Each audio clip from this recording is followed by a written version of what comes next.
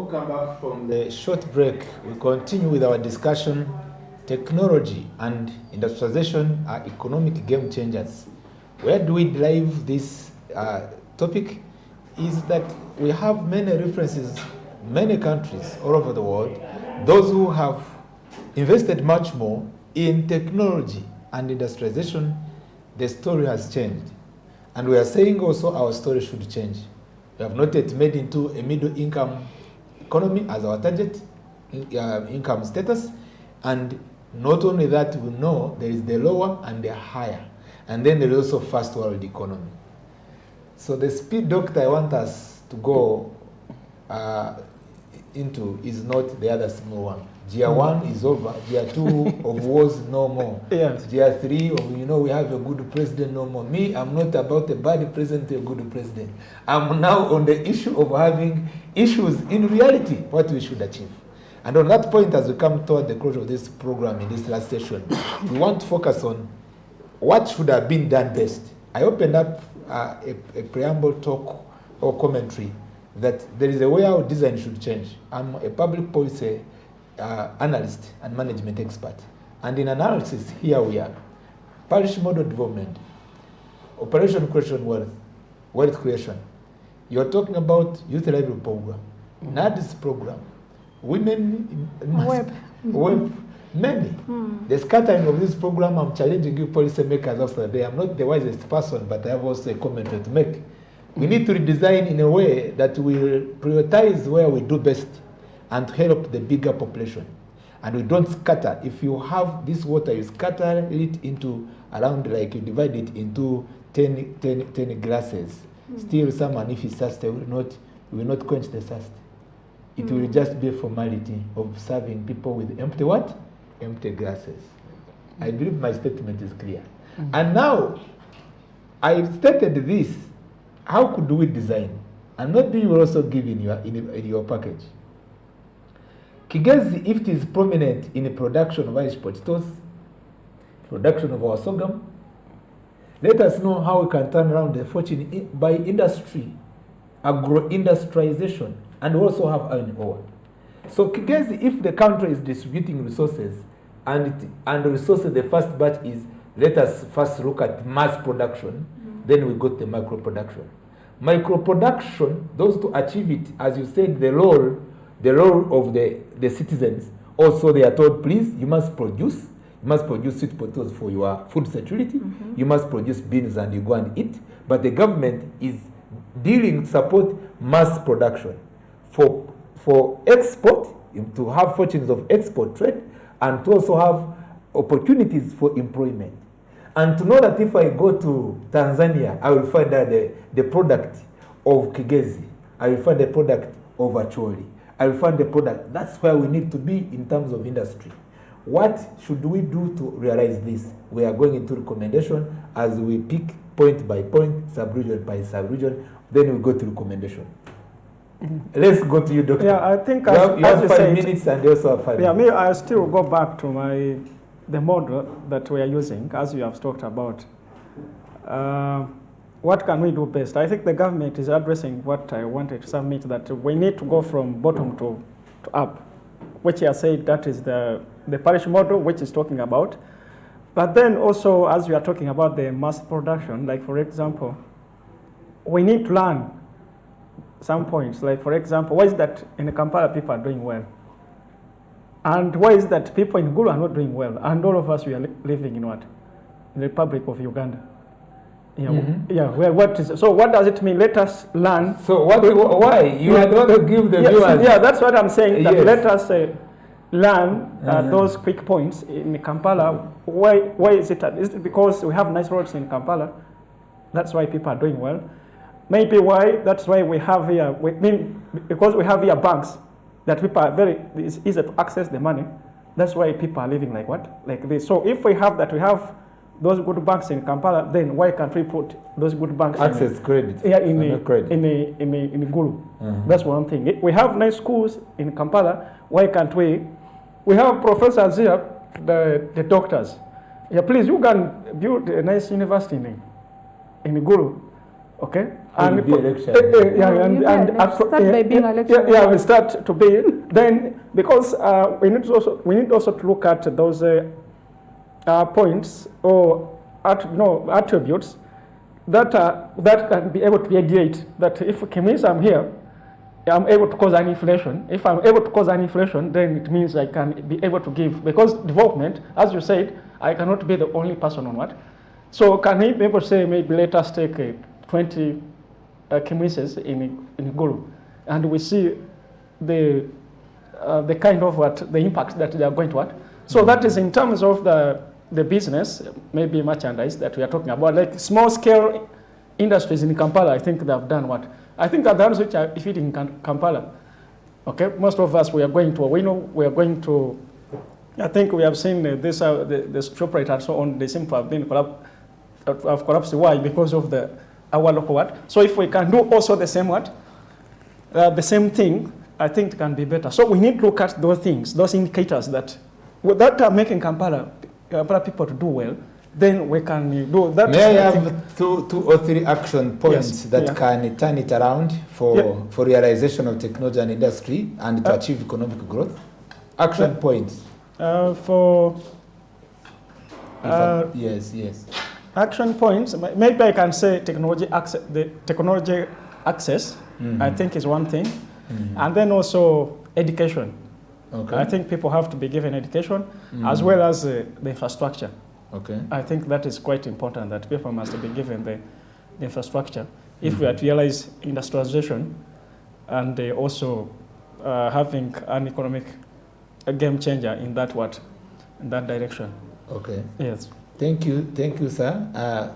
Honorable Rakesh Sharon Balimoi, it has been great to be with you here, and I see you are appreciating governance system, which is not bad, and especially the NRM government. And personally, also, I'm enjoying my peace. I appreciate the NRM government. And that's one of the comments which you gave us. I'm associating with you very much.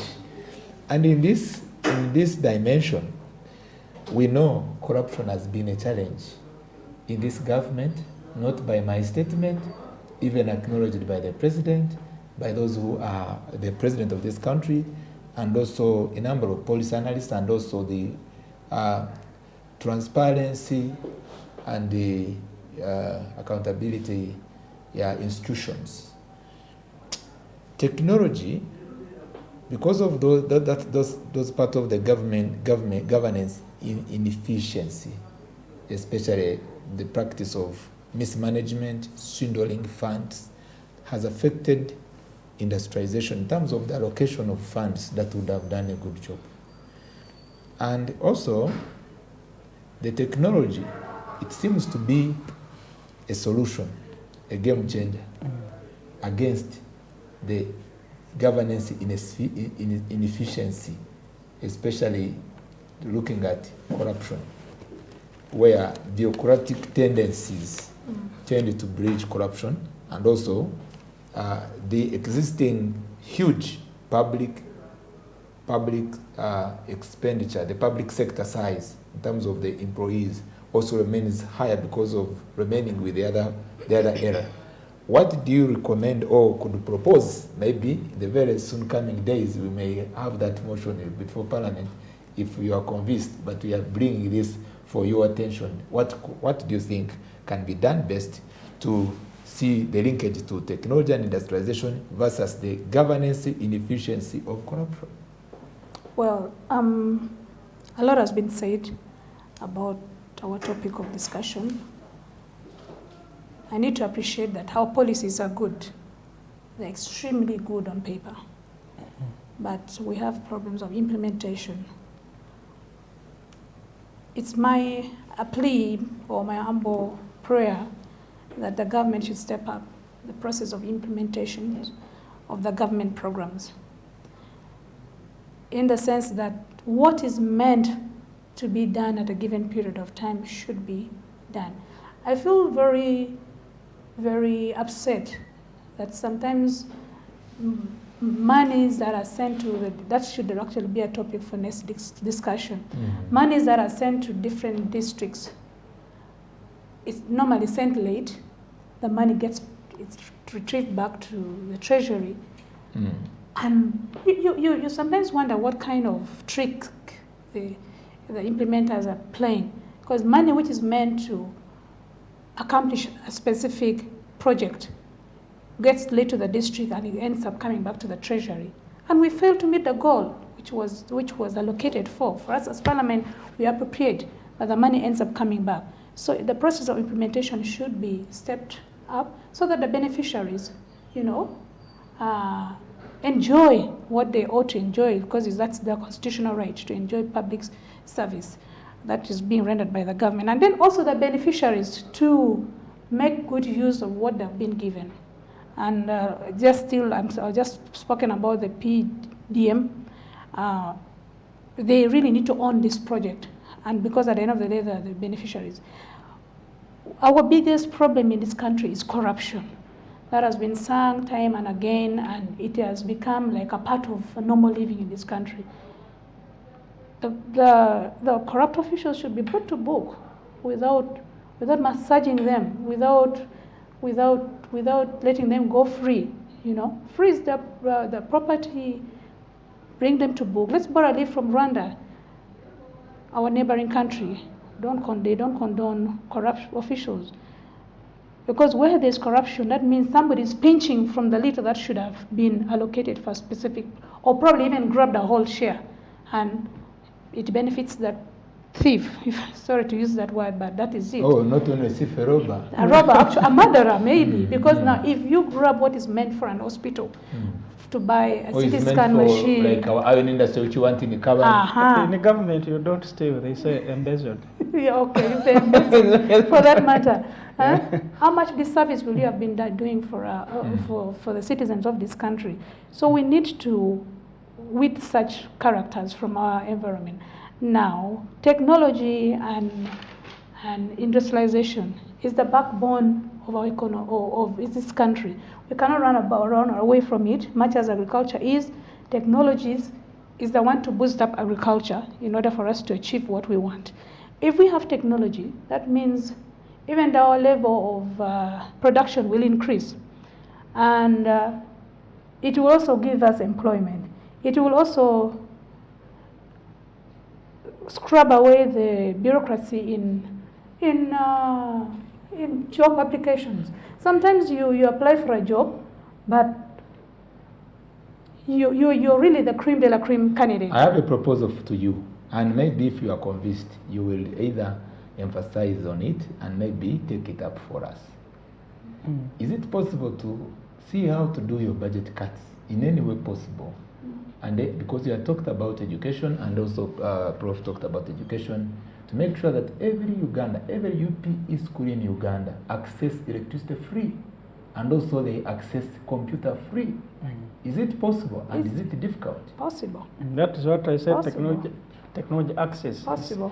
Because as you are coming to the end, if you make it as it is passed as a motion, it can work. And why am I talking about this? You referred to Rwanda to have made a quicker step to deal with corruption. I was a lecturer then 2015 up to 2019. And their policy is every secondary school, you are in a secondary school, you are provided a computer free, and then they set you off. The government initiative, so that you are no longer going, you can have this just for purpose of quick or quick Exactly. But they are having it, everything on the computer. Exactly. I believe they were doing better even in that. Exactly. Is it really, how long, what does it take for such a thing to happen? It is very possible, Mr. Moderator. That is 100% possible. We can, as Parliament, we can draft that and bring that as a policy that I we will be will ready make to about help where I it. need Because let me tell you, our education system is not tailored in a way to match up the technological, Yes. Because now, ideally, students should be taking notes on the tablets or the computer. It takes lesser time when the lecturer is, but now this is copying from the blackboard or to the chalkboard to your book and all this, And ourselves, when we come here, we can have reference of this, but everything It's digitalized. digitalized, yes. This economy doing like this. Exactly. And your young child will just go on, oh, money, where's the other tab? Oh, then that's how. Exactly. Doctor, what are you saying about our proposal? Yeah, I think it's quite important. That's why I emphasized my points here that for us to take off in industrial sector, we are saying infrastructure is quite important. Technology access, whether you like or not, you cannot run away from it. Like we are saying, we cannot put our heads into the sand. We are in the fourth industrial revolution, where I was talking about. We have a lot of data and all that. I think like these days it may not need me to go to see KFC shop, but I just sit on here and I say, please bring the food. What? Yes. Bring the food here. That's what we are talking about. Even education, that's where we are going. I think at our university, Cavendish, we are promoting that. We are having online studies. We are calling them delete the long distance learners far away. In fact, somebody is going out with a degree. Even banks now. Yeah, you sit at the comfort what does of it your mean home? if as you are talking about forming the policy? We have examples to give. If it is working here, why is it what? Because even within here, things are working. But I don't know whether the policy makers are seeing or we are seeing. Make recommendation. The last question of possibility for you to go with. Yes. Is it possible to have each sub-region of Uganda an industry either which is majoring in manufacturing a product related with mineral or with an agricultural product? Mandatorily, not no longer on paper. And we said this is our commitment, and it's done. Is it possible? It is possible, Mr. Moderator. You can give us your final word as we conclude. It is very possible because if we industrialize our country, at the end of the day, we are the conqueror. We are the ones who will enjoy the fruit of this modernization or industrialization, because, as I already said, the policies are tailored. If I may slightly take you back for the interest of time, the government has interest of every parish to have its own school, its own health centers. That is something, it's a work in progress. So if every district can have an industry that can add value addition to a product that a district specializes or is well endowed in its production, then I can assure you all is well. We just need the infrastructures in place, the roads, the power, you know, name what it takes. Thank you. What's your last word to the viewers as we close our topic of discussion? It's been a pleasure being here and being hosted by Dr. Joseph. Thank you. I would like to implore Ugandans, let's embrace technology, let's embrace the industrialization, because there's no turning back. That is where we are heading. I wish you all a good evening. Thank you so much for coming. Honorable, come again. And we Certainly. do allow and appreciate all that you've submitted. And together with Dr. Alon, we are privileged to have been with you. Please, even next time you come. And Smart24 TV, we are very much deliberate and concerned to drive business in an area that impacts our economy. And that's why our discussions are critical in these issues. And we go into the in-depths of the discussion and be able to come up with what we believe can suitably contribute either to policy formulation and implementation. But in all this, in this analytical point of view, having evaluated all that you've said relating with our topic, we believe we can make our country a better place to live in. Technology is important, and industrialization. And we know it addresses even challenges of unemployment. It improves the economic growth of the country. The government of Uganda appealed unto you. You must be committed and you must be in action to realize the dream that has been clearly articulated and stated in the policy document. For God and my country, see you next time. Good night.